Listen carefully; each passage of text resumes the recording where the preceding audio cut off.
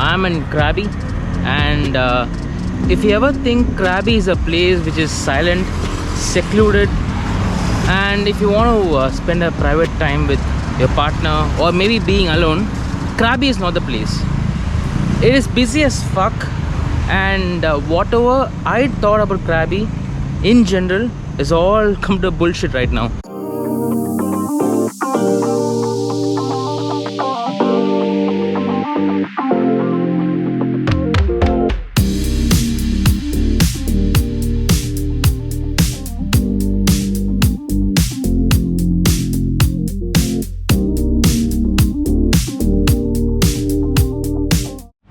So what to do in Krabi?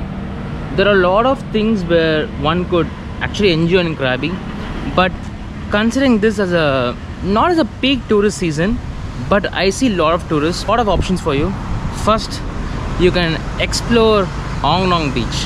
Aonang Beach is that place where almost all the tourists come, flock all the way all around the world. Just stay over here, and the biggest thing is there are a lot of tourist operators and plenty of options. There are a lot of people literally every inch of the road scamming you for all the tourist packages. But when I checked online, the prices are all same. For example, there's a 4-island tour where you can actually pretty much take a private boat, or you can go along with other tourists. Taking a private boat is going to be very expensive for you, so if you're on a tight budget, then you have to go along with the group. It is almost same, like online it is around 900 baht, and over here they quote the same money too.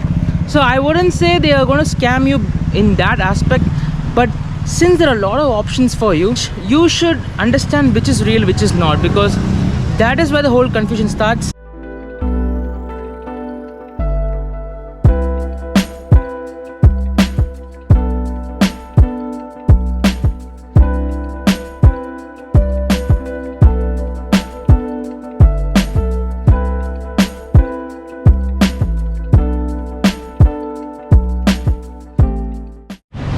So of course, when you come to a tourist destination or an isolated island, you're prone to face a lot of scams.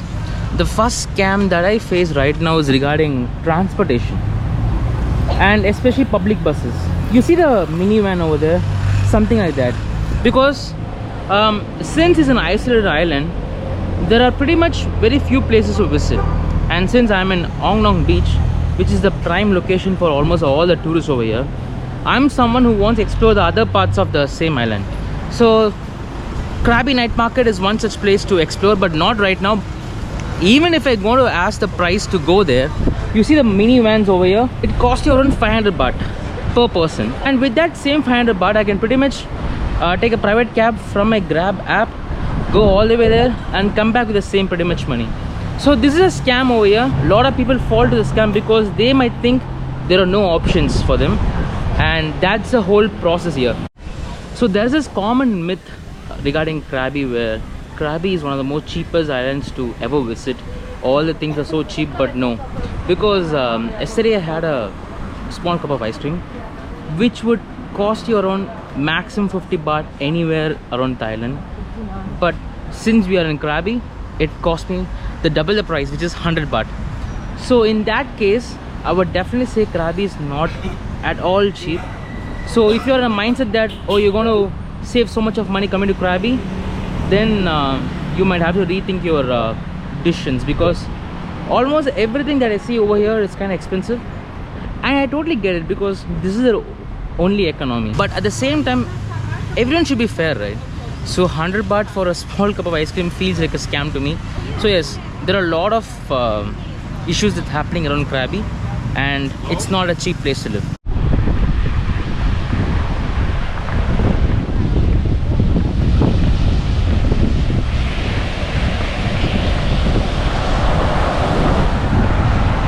So we are at the Aonang Beach, and this is the exact place where all the things happen over here. Almost every single thing about Krabi starts from here. It is very windy, so my voice might not be that audible, but you get the whole point, right? You see the islands, small islands over there, mini islands. Those are all money, because It takes a lot of money to go all the way there, and it all starts from here. You just have to book a tourist operator. A lot of people wanted to see PP Island, and they're spending so much money on that. I have a very different route to go to PP Island, which I would post later. So the only trip which is actually worth it, I personally feel, is a 4-island trip. And yes, it also has a lot of other activities, national park, snorkeling. But what are you going to see in national park? Monkeys. I'm from India, so I can see a lot of monkeys anywhere I go, so I'm not that into it. But yes, if you're someone who wants to explore every single thing in the package, you can pay extra. But it just costs 900 baht to go all the way to 4 Island and come back. The trip starts around 8 o'clock and ends by 3, which is worth it. But the only disappointing part is it's not a private trip, so you have to accommodate yourself with a lot of other people. So that's the only thing. But rest of it, there are a lot of other trips, sunset boat trip and all this stuff. It all depends on your personal choice. So if you ask me which is one thing that's worth it while doing in Krabi, that's a 4 Island trip. You see the boats over there? These are all the long tail speed boats, and for private it costs you around 2200 baht. And if you want to go in a group, maybe around 6 to 10 people, that's the average, depends on the crowd, that's gonna cost you around 800 baht. And if you're someone who doesn't even want to do anything over here, then I don't know why you're coming to Krabi. So at least you gotta do one thing. Maybe just go on an island tour is one such good plan to go on Krabi. And also nightlife. The nightlife is pretty much decent over here. So after island tour, just come to a hotel, relax a bit, maybe just check out a few places around Krabi, around this Aonang beach, just have a drink or two, smoke some weed, and that's how you enjoy a decent trip in Krabi.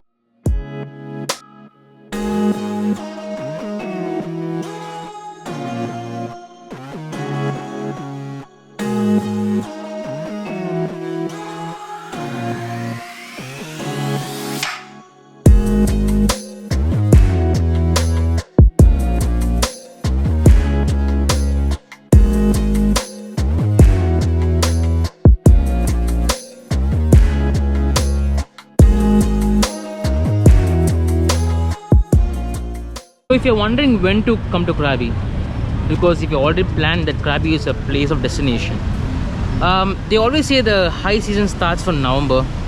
It also has a lot of festivals happening over here.